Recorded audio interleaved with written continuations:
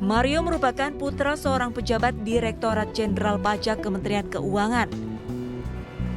Berdasarkan informasi, Mario Dandi Satrio merupakan putra dari Kepala Bagian Umum Kanwil DJP Jakarta II, Rafael Alun Trisambodo. Pada video kali ini, kita akan membahas sesuatu yang berkaitan dengan si Mario ini.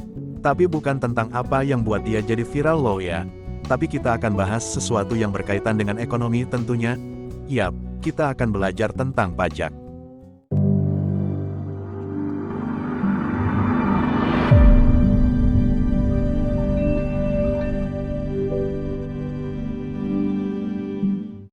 Tahukah teman-teman, jika pembangunan jalan raya, rumah sakit, sekolah dan fasilitas publik lainnya, yang disediakan oleh pemerintah, itu dibiayai melalui APBN.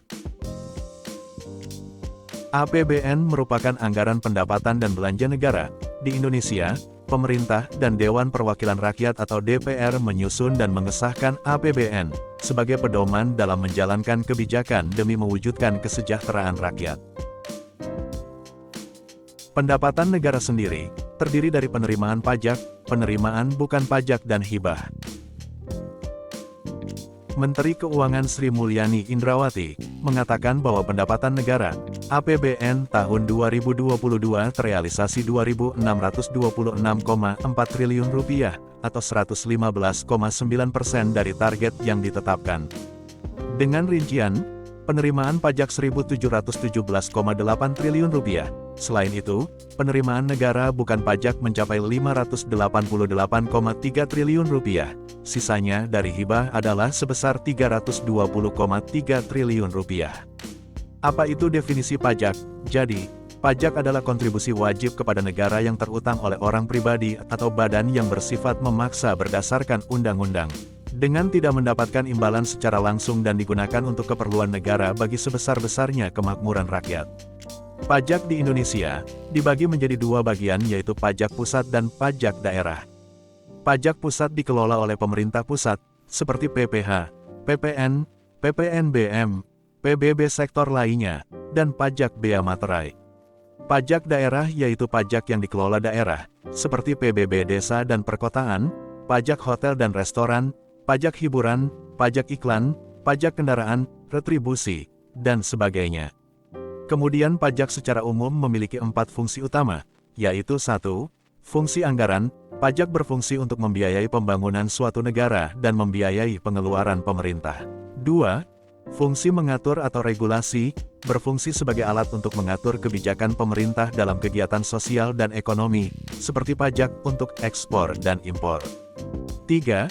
Fungsi pemerataan atau distribusi, yaitu sebagai alat untuk menyeimbangkan dan pemerataan kesejahteraan masyarakat, seperti penerapan subsidi bagi masyarakat tidak mampu. 4. Fungsi stabilisasi, berfungsi sebagai alat untuk menstabilkan kondisi perekonomian negara, seperti saat terjadi inflasi maka pemerintah bisa mengatasinya dengan menaikkan pajak.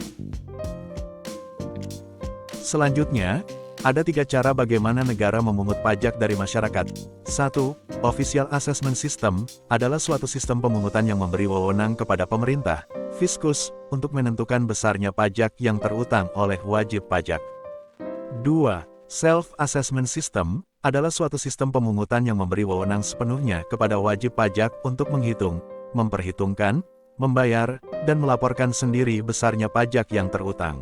3. Withholding System adalah suatu sistem pemungutan yang memberi wewenang kepada pihak ketiga, bukan fiskus dan bukan wajib pajak yang bersangkutan, untuk menentukan besarnya pajak yang terutang oleh wajib pajak. Indonesia menggunakan sistem pemungutan pajak nomor 2, yaitu Self-Assessment System.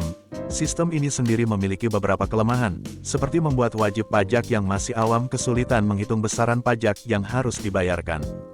Walaupun demikian, sebenarnya Direktorat Jenderal Pajak selaku pemegang wewenang dalam pemungutan pajak, mereka sudah menyediakan jasa layanan konsultasi dan siap membantu pada wajib pajak yang mengalami kesulitan. Di sisi lain, kasus seperti Mario ini juga berdampak pada munculnya rasa ketidakpercayaan masyarakat pada Dirjen Pajak lagi, seolah membuka luka lama masyarakat akan kasus Gayus Tambunan pada 2010 silam. Di saat pemerintah sedang mencoba meningkatkan penerimaan pajak mereka, setelah terdampak adanya pandemi dan ancaman inflasi akibat perang Rusia-Ukraina ini, justru ada oknum pajak yang melakukan penyelewengan dan membuat wajib pajak enggan bayar pajak. Semoga kedepannya sistem ini bisa diperbaiki, sehingga penerimaan pajak negara dapat maksimal tanpa ada penyelewengan seperti kasus Papa Mario ini, sehingga negara tidak perlu banyak berhutang lagi di saat pemerintah ingin membangun fasilitas publik. Apalagi kita tahu Indonesia sedang butuh dana besar untuk proyek IKN, Ibu Kota Negara Baru. Sekian video kali ini, semoga dapat bermanfaat dan menambah wawasan kita semua. Jangan lupa like, komen dan subscribe channel ini. Sampai jumpa pada video berikutnya.